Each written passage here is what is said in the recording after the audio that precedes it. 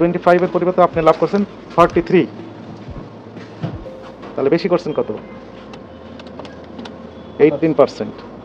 এখন আমাদের উদ্বিগ্নতার বিষয়, আমাদের কনসার্নটা এখানে যে আমরা গত সপ্তাহের শেষ লাস্ট ওয়ার্কিং ডে আমরা গিয়েছিলাম হচ্ছে মৌলভীবাজার, যেখানে এই মশলার পাইকারি বাজার, এবং খাতুনগঞ্জ, এবং এরপরে হচ্ছে মৌলভীবাজার। এই তো দুইটাই হচ্ছে সবচেয়ে বৃহৎ এই মশলার পাইকারি বাজার। সেখানে আমাদের যে ফাইন্ডিংস, আমি অনেকগুলো কিনে আসছি বলি, আমি ছবি উঠে নিয়ে আসছি। দেখেন একটা দোকানের, এই যে messrs SM enterprise, 34 Moulvibazar, Dhaka, তাই না? এটা ছবি ওঠানো দোকানের। দেখেন এলাচি আছে না, সর্বোচ্চ যেটি রেট সেটি 5700 টাকা, আর আপনি বিক্রি করছেন 9500 টাকা, মানে দ্বিগুণ।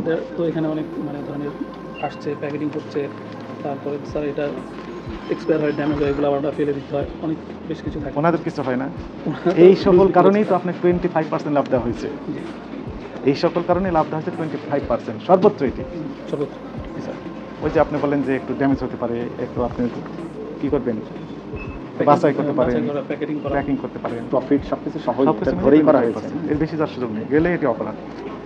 আগামীকাল সকাল 9:30টায় অধিদপ্তরের ডিজি স্যারের অফিসে উপস্থিত হবে, ব্যাখ্যা দিন কেন আপনাদের বিরুদ্ধে আইনানুগ ব্যবস্থা নেওয়া হবে না। ঠিক আছে, আগামীকাল মে দিবস, তাহলে নেক্সট ওয়ার্কিং কর্মদিবস রবিবার, সানডে, নেক্সট সানডে। সাপোর্টিং কাগজপত্র নিয়ে সব নিয়ে আপনি এখানে কই, আপনাকে বললাম যে আপনি সিল সই মেরা যাবেন। আচ্ছা ঠিক আছে, আপনার কন্ট্যাক্ট নাম্বার দেন। আমাদের উদ্বিগ্নতার বিষয়টা হচ্ছে এইখানে যে সুপার শপগুলো এই কারণে, আপনাদের কারণে এই যে দাম প্রাইস হ্যাকিং করে দিয়েছেন।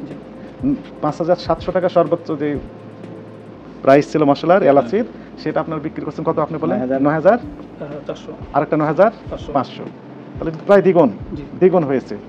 এই 9500 টাকা যখন খুচরা ব্যবসায়ীরা জানছে যে সুপার শপগুলোতে এই এলাচি বিক্রি হচ্ছে 9500, 9400, ওনারা তখন এই 5700 টাকার যে এলাচি, তখন ওনারাও কি করছেন, চেষ্টা করছেন দাম বাড়ানোর জন্য। এই আপনাদের নেগেটিভ ইফেক্টটা পড়ছে এই বাজারগুলোতে।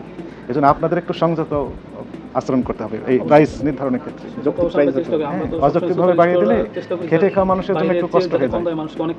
আর যেহেতু আইনই আছে, ফলে এখানে আপনাকে আমরা অনুরোধ করার কিছু নেই, এটা আপনাকে মানতেই হবে। এবং মৌলভীবাজার তো বলছিল যে এর চেয়েও দাম কমে আসার সম্ভাবনা কমতির দিকে।